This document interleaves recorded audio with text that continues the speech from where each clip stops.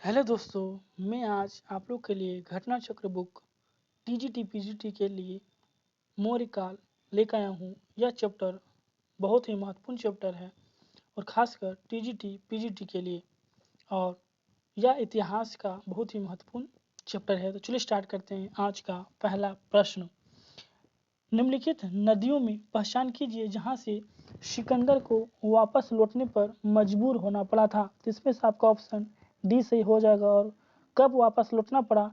तो 326 ईसा पूर्व। Next question देखते हैं। यहाँ पर सूची को मिलाना है, तो यहाँ पर आपका उत्तरापथ हो जाएगा दक्षशिला, तक्षशिला, दक्षिणापथ, स्वर्णगिरी, मध्य देश हो जाएगा आपका पाटलिपुत्र, और कलिंग हो जाएगा तोशाली। यहाँ पे देख सकते हैं आपका आंसर क्या होगा। उत्तरापथ, तक्षशिला, दक्षिणापथ, स्वर्णगिरी, मध्य देश, पाटलिपुत्र, कलिंग, तोशाली। नेक्स्ट क्वेश्चन देखते हैं। कोटली के अर्थशास्त्र के अनुसार स्थानीय एक प्रशासन इकाई थी 800 ग्रामों की।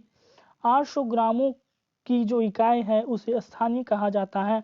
और यहाँ पर देखा जाए तो सबसे बड़ा जिला होगा, उसके बाद स्थानीय, उसके बाद द्रोणमुख, उसके बाद खरवटिक, उसके बाद संग्रहण, और सबसे निचले पायदान पर ग्राम होगा।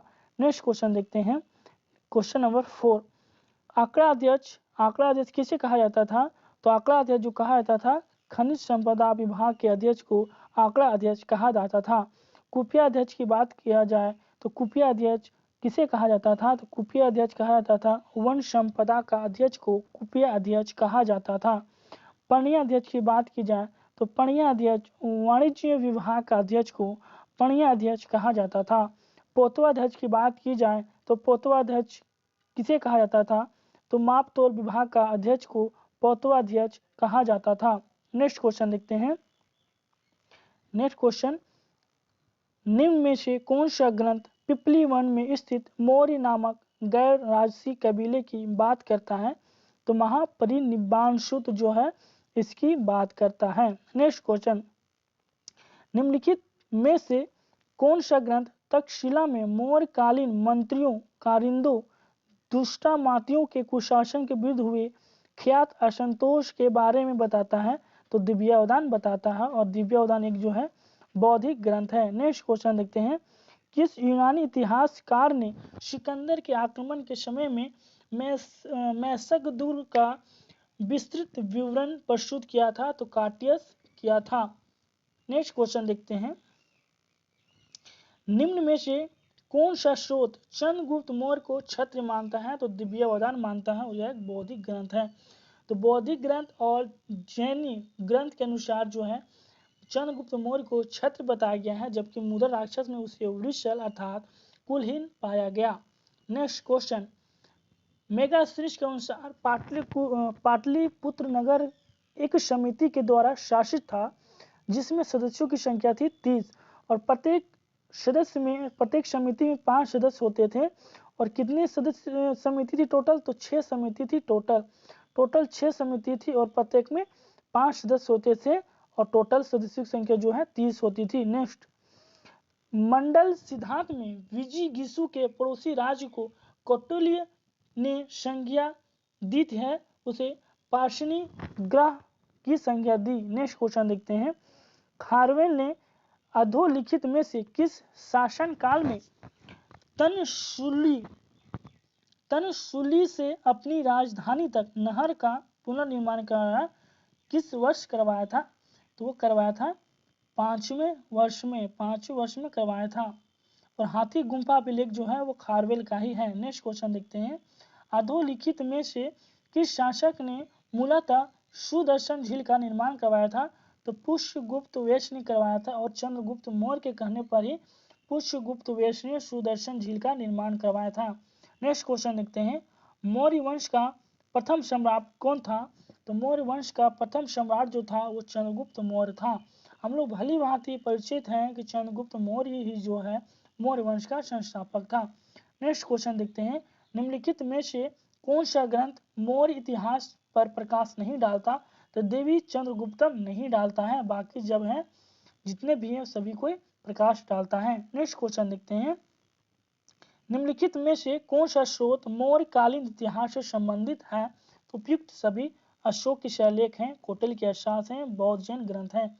नेक्स्ट क्वेश्चन देखते हैं, किस ग्रंथ में चंद्रगुप्त मौर्य के लिए वृषण शब्द आया है? तो पहले ही हम लोग पढ़ चुके हैं, मुद्रा राक्षस, वृषण अर्थात कुलहीन। नेक्स्ट क्वेश्चन देखते हैं, चंद्रगुप्त मौर्य की राजधानी थी तो पाटलिपुत्र थी। चंद्रगुप्त मौर्य की जो राजधानी थी पाटलिपुत्र थी, अर्थात जो है घननंद को पराजित कर 25 वर्ष की आयु में वह मौर्य साम्राज्य का संस्थापक बनता है और उसकी स्थापना करता है, और पाटलिपुत्र चंद्रगुप्त मौर्य की राजधानी थी।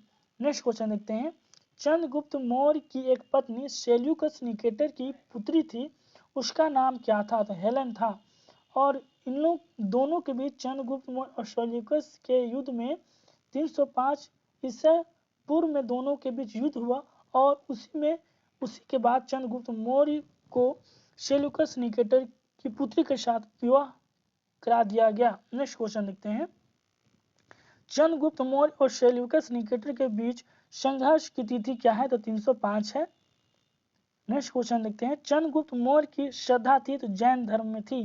चंद्रगुप्त मौर्य की जो श्रद्धा थी वो जैन धर्म थी। नेक्स्ट क्वेश्चन देखते हैं, प्राचीन भारत में निम्नलिखित में से किस शासक ने जैन धर्म स्वीकार कर संन्यास ले लिया था? तो चंद्रगुप्त मौर्य ने संन्यास ले लिया था। नेक्स्ट क्वेश्चन देखते हैं, निम्नलिखित में से कौन सा राजा जैन सन्यासी हो गया था? चंद्रगुप्त मौर्य। चंद्रगुप्त मौर्य जो है जैन सन्यासी हो गया था। नेक्स्ट क्वेश्चन, प्राचीन भारत में सेंड्रोकोटस नाम से जाने जाने वाला भारतीय शासक था? चंद्रगुप्त मौर्य।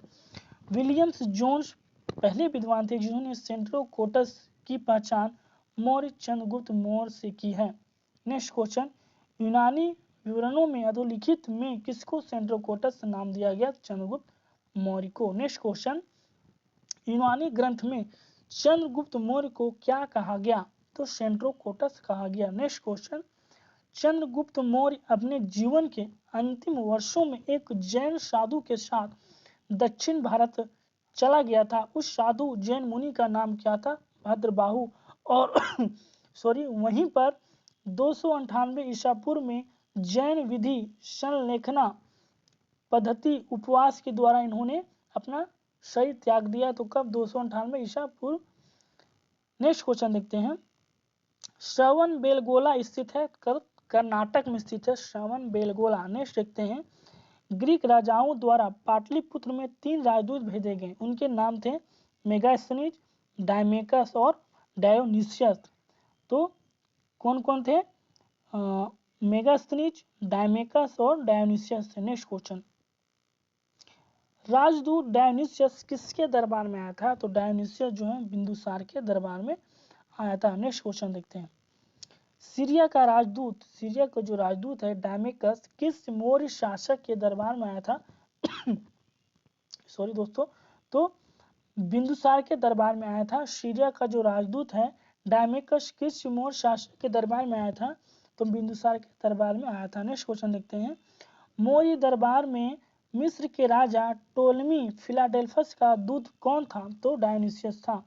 नेक्स्ट क्वेश्चन देखते हैं, यूनानी राजदूत मेगास्थनीज किसके दरबार में आया था? तो चंद्रगुप्त मौर्य के दरबार में मेगास्थनीज आया था, और उसी की पुस्तक क्या है? इंडिका।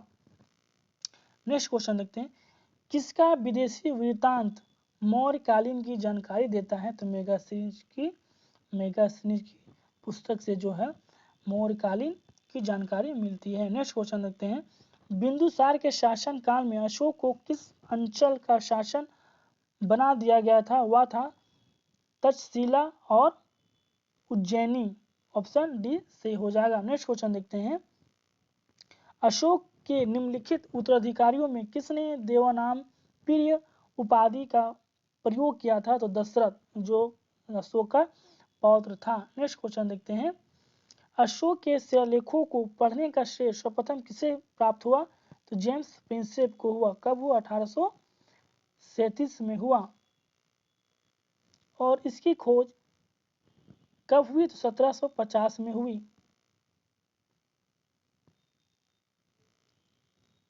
नेक्स्ट क्वेश्चन, निम्नलिखित में किस वर्ष जेम्स प्रिंसेप ने ब्राह्मी लिपि को पढ़ा?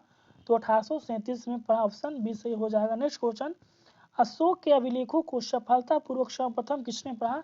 तो जेम्स प्रिंसेप ने पढ़ा। नेक्स्ट क्वेश्चन, किसने कहा था कि राजा को मंत्रियों से परामर्श लेना चाहिए, अकेला पहिया नहीं चल सकता? तो कौटिल्य का यह कथन है। नेक्स्ट क्वेश्चन है, मेगास्थनीज द्वारा अधोलिखित अग्रोनोमोई कौन थे? तो अग्रोनोमोई कौन थे? तो ग्रामीण अधिकारी थे अग्रोनोमोई। नेक्स्ट क्वेश्चन देखते हैं, मेगास्थनीज के लेखन में उल्लिखित एग्रोनोमोई कौन थे? तो जिले के अधिकारी थे। नेक्स्ट क्वेश्चन, निम्नलिखित के कालक्रम के अनुसार अंत में कौन था? चंद्रगुप्त विक्रमादित्य था। प्रथम जो था चाणक्य था, उसके बाद अशोक, उसके बाद कनिष्क। यहाँ पर शासन काल के अनुसार उन्हें क्या करना, बाद वाले को बताना है। नेक्स्ट क्वेश्चन देखते हैं, मौर्य प्रशासन में खानों के अध्यक्ष को क्या कहा गया है? तो अक्राध्यक्ष कहा गया है। नेक्स्ट क्वेश्चन देखते हैं, यहाँ पर देखिए लक्षणाध्यक्ष कहा गया है छापे खाना या टकसाल का अध्यक्ष को, लोहाध्यक्ष कहा गया है धातु विभाग का अध्यक्ष, सूनाध्यक्ष कहा गया बूचड़ खाने का अध्यक्ष को सूनाध्यक्ष कहा गया है। नेक्स्ट क्वेश्चन देखते हैं, अपने शासनकाल के किस वर्ष में अशोक बुद्ध की जन्मस्थली लुम्बिनी गया था? तो 20वें वर्ष गया था, और वहां जाने के बाद वहां का जो कर था भू राजस्व कर, उसे 1/6 से 1/8 कर दिया था। नेक्स्ट क्वेश्चन देखते हैं, केवल एक ही शिलालेख जिसमें अशोक ने करारोपण के बारे में बात की है, इनमें से कौन सा शिलालेख है? तो रुमंदेई स्तंभ शिलालेख है, और वहीं पर जो है ना उन्होंने भू राजस्व का जो है 1/6 से घटाकर 1/8 कर दिया। नेक्स्ट क्वेश्चन देखते हैं, निम्न में से कौन सी लिपियां अशोक के अभिलेखों में प्रयुक्त की गई है? तो ब्राह्मी, खरोष्ठी, अरमाई, ग्रीक चारों प्रयुक्त की गई है। नेक्स्ट क्वेश्चन बात की जाए तो इंडिका किसकी रचित पुस्तक है? तो मेगास्थनीज की है। नेक्स्ट क्वेश्चन बात करें, नेक्स्ट क्वेश्चन देखते हैं, इंडिका का लेखक कौन था? तो मेगास्थनीज था। नेक्स्ट देखते हैं, इंडिका नामक यूनानी ग्रंथ का लेखक कौन था? तो मेगास्थनीज है। नेक्स्ट देखते हैं, चंद्रगुप्त के दरबार में सेल्यूकस ने एक दूत भेजा था जिसका नाम था मेगास्थनीज। चंद्रगुप्त के दरबार में जो है सेल्यूकस ने एक दूत भेजा था, उसका नाम क्या था? तो मेगास्थनीज था। नेक्स्ट देखते हैं, मेगास्थनीज कौन था? तो ये कौन था? एक राजदूत था, एक राजदूत था। नेक्स्ट देखते हैं, सन 1750 ईस्वी में अशोक स्तंभ का पता किसने लगाया? तो 1750 में किसने लगाया? टी पेनथेलर ने लगाया, और उसे पढ़ा किसने? जेम्स प्रिंसेप ने पढ़ा 1837 में। नेक्स्ट क्वेश्चन देखते हैं, अर्थशास्त्र कितने अधिकरणों में विभक्त था? तो 15 अधिकरणों में यह विभक्त था, 15 अधिकरणों में विभक्त था, और 180 प्रकरणों में एवं 6000 श्लोकों में विभक्त था। नेक्स्ट क्वेश्चन देखते हैं, अर्थशास्त्र ग्रंथ की विषय वस्तु क्या है? तो राज्य एवं शासन नीति ग्रंथ है। नेक्स्ट देखते हैं, मेगास्थनीज अपनी पुस्तक इंडिका में भारतीय समाज को कितने वर्गों में बांटा हुआ बताता है? 7 वर्गों में। क्वेश्चन पूछेगा कि मेगास्थनीज ने अपनी पुस्तक इंडिका में भारतीय समाज को कितने वर्गों में बांटा था? 7 में बांटा था। पहला दार्शनिक, दूसरा कृषक, पशुपालक, कारीगर, योद्धा, निरीक्षक एवं मंत्री में बांटा था। नेक्स्ट देखते हैं, निम्नलिखित में से किसने दास व्यवस्था नहीं होने के लिए भारतीय समाज की गलती से सराहना की थी? तो मेगास्थनीज ने की थी। नेक्स्ट देखते हैं, मेगास्थनीज ने भारतीय समाज को 7 वर्गों में विभाजित किया, जिसमें द्वितीय वर्ग था कृषक था। नेक्स्ट देखते हैं, निम्नलिखित में से कौन सा बौद्ध धर्म के विस्तार का प्रथम मूर्त साक्ष्य माना जाता है? अशोक के शिलालेख माने जाते हैं। निम्नलिखित में से किसने अशोक को बौद्ध ग्रंथ में दीक्षित किया? उपगुप्त ने किया, है ना। अशोक को बौद्ध ग्रंथ में दीक्षित किया तो उपगुप्त ने किया। नेक्स्ट क्वेश्चन, अशोक के धर्म का सार किस अभिलेख में मिलता है? तो द्वितीय स्तंभ लेख में जो है अशोक का धर्म का सार का लेख मिलता है। नेक्स्ट क्वेश्चन देखते हैं, अशोक के किस अभिलेख पर मोर पर उत्कीर्ण किया गया है? तो लोरिया नंदनगढ़ असम जो है वहां पर अशोक के अभिलेख में मोर का उत्कीर्ण किया गया है। नेक्स्ट क्वेश्चन देखते हैं, निम्नलिखित में से कौन सा पक्ष अशोक के धर्म का एक सैद्धांतिक पक्ष नहीं है? तो सभी के साथ समान व्यवहार करना या नहीं है। नेक्स्ट क्वेश्चन देखते हैं, निम्नलिखित में से मौर्य कला का सबसे अच्छा नमूना कौन सा था? तो स्तंभ था, सबसे अच्छा नमूना स्तंभ था। नेक्स्ट क्वेश्चन देखते हैं, किस मुख्य उद्देश्य से अशोक ने अपनी प्रजा में धर्म का प्रचार किया। तो अपनी प्रजा में नैतिक और आध्यात्मिक विकास हेतु उसने धर्म का प्रचार किया था। नेक्स्ट क्वेश्चन देखते हैं, बौद्ध धर्म के प्रचार के लिए अशोक ने एक अधिकारियों की नियुक्ति की थी जिन्हें कहा जाता था धम्म महामात्र, है ना। बौद्ध धर्म के प्रसार के लिए अशोक ने धम्म महामात्र की नियुक्ति की थी। नेक्स्ट क्वेश्चन है, अर्थशास्त्र में उल्लिखित सीताध्यक्ष किस विभाग के अध्यक्ष थे? तो सीता अध्यक्ष जो थे वो कृषि विभाग के अध्यक्ष थे। नेक्स्ट क्वेश्चन देखते हैं, और सीता अध्यक्ष क्या थी? सीता अध्यक्ष क्या था? एक राजकीय कृषि विभाग का अध्यक्ष होता था सीता अध्यक्ष। नेक्स्ट क्वेश्चन देखते हैं, मौर्य काल में सीता कर क्या था? तो राज्य द्वारा प्रत्यक्ष नियंत्रित गांव की कृषि भूमि पर जो कर लगाया जाता था उसे ही सीता कर कहा जाता था।